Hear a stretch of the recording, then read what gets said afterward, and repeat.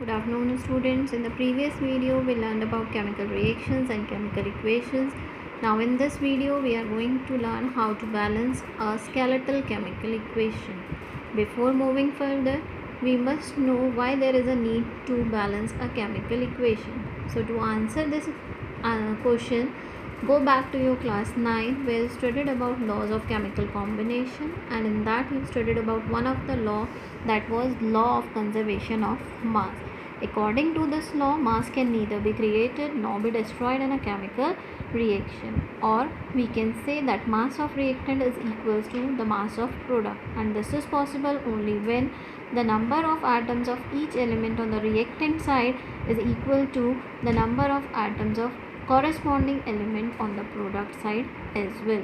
So in order to verify this law, we need to balance a chemical equation. Now in this video we are going to learn that how to balance a chemical equation. So for this we are going to take a very simple example, that is the formation of ammonia, where nitrogen gas reacts with hydrogen gas and forms the ammonia gas. Now for balancing, what our first step says? First step says that enclose all the symbols and formulas involved in a chemical reaction in a square box.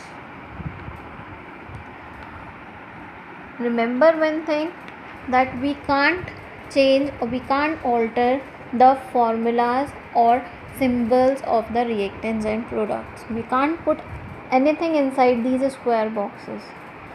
We just put a number before these square boxes, nothing inside this. After putting these in the square boxes, next what we have to do, we have to make one table जिसमें हमारा पहला column होगा symbol का, दूसरा होगा number of atoms का. Number of atoms वाले column को हमने फिर से दो में डिवाइड किया, one is left hand side and other one is right hand side. अब यहाँ पर अगर हम रिएक्शन देखें तो हमें इसमें सिर्फ दो ही सिंबल्स नज़र आ रहे हैं. एक है आपका N जो कि नाइट्रोजन के लिए और दूसरा है H जो कि आपका हाइड्रोजन के लिए.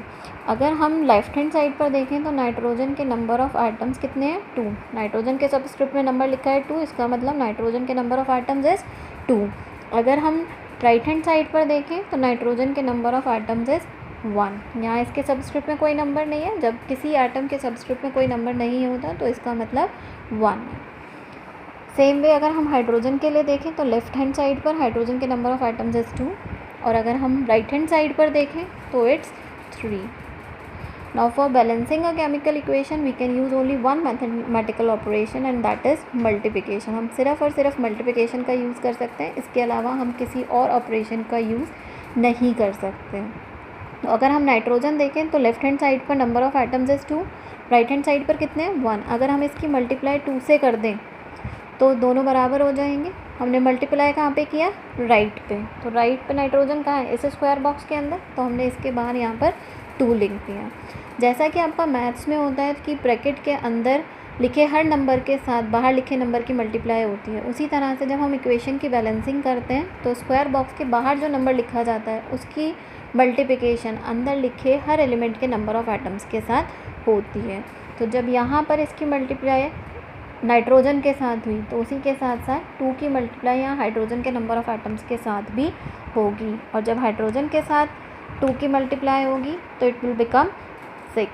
अब अगर हम देखें तो नाइट्रोजन तो हमारे बैलेंस हो गए, लेफ़्ट पे भी 2 है और राइट पे भी 2 है, बट हाइड्रोजन अभी हमारा अनबैलेंस्ड है. राइट पे 6 है बट लेफ़्ट पे इट इज़ 2. तो अगर इसे बैलेंस करना है तो हमें क्या करना होगा? 2 की मल्टीप्लाई हम यहाँ पर अगर 3 से कर दें तो इट विल ऑल्सो बिकम 6. तो हमने मल्टीप्लाई कहाँ पे की है? लेफ़्ट में. तो लेफ़्ट में हाइड्रोजन कहाँ है? इस स्क्वायर बॉक्स में. तो इसके बाहर हम यहाँ पर अगर 3 लिख दें so it will also become 6. So this is how we can balance a given skeletal chemical equation.